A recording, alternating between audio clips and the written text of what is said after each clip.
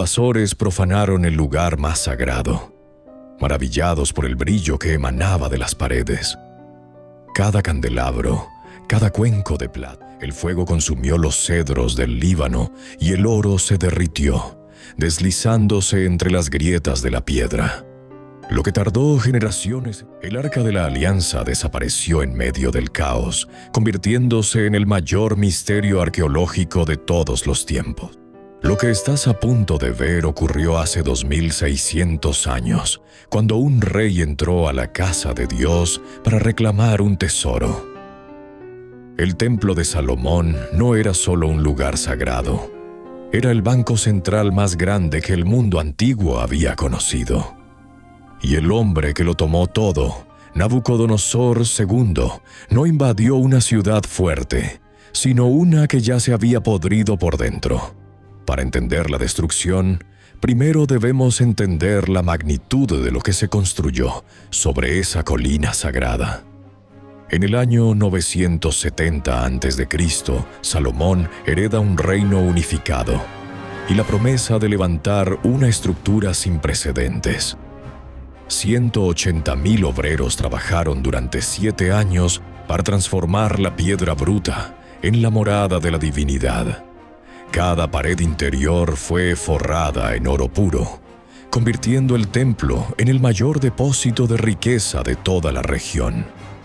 2 querubines gigantes de madera de olivo, bañados íntegramente en oro, custodiaban el lugar donde el hombre se encontraba con Dios. En el corazón del edificio, el Arca de la Alianza reposaba como el objeto más protegido y valioso de la historia humana.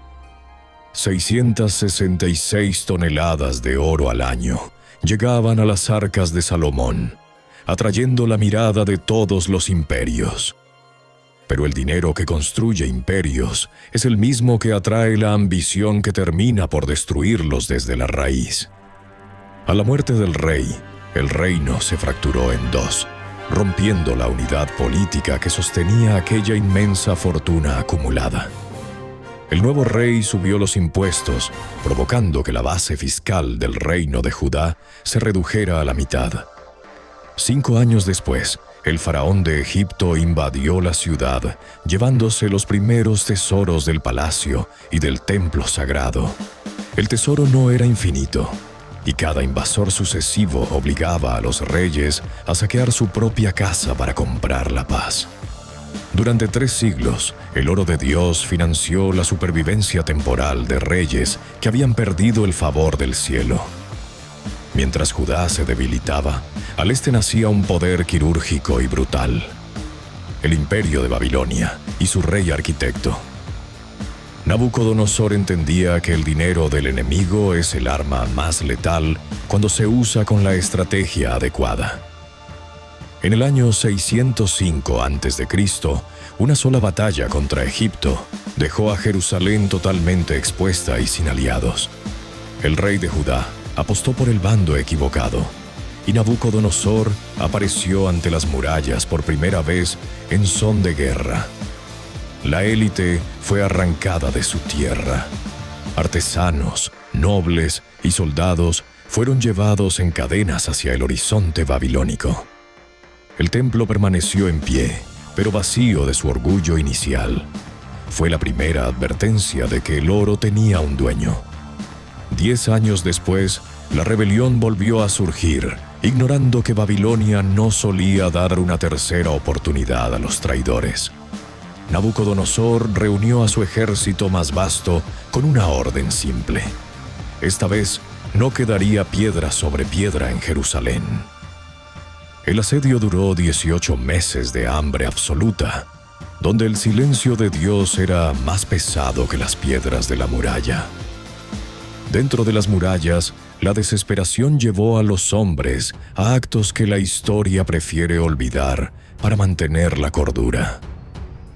En julio del año 586, las defensas finalmente colapsaron y el acero babilónico inundó las calles de la ciudad santa. El rey Sedecías intentó escapar, pero fue capturado y obligado a presenciar el fin de su linaje antes de perder la vista. Entonces ocurrió lo impensable. Los invasores profanaron el lugar más sagrado, maravillados por el brillo que emanaba de las paredes. Cada candelabro, cada cuenco de plata y cada columna de bronce fue arrancada para ser llevada como trofeo a una tierra extraña. La orden final fue dada. El fuego consumió los cedros del Líbano y el oro se derritió, deslizándose entre las grietas de la piedra. Lo que tardó generaciones en ser construido fue borrado en días, dejando solo cenizas donde antes estuvo la gloria de un dios. El pueblo fue llevado al exilio, convirtiéndose en una nación sin tierra, sin templo y, lo más doloroso, sin su identidad sagrada.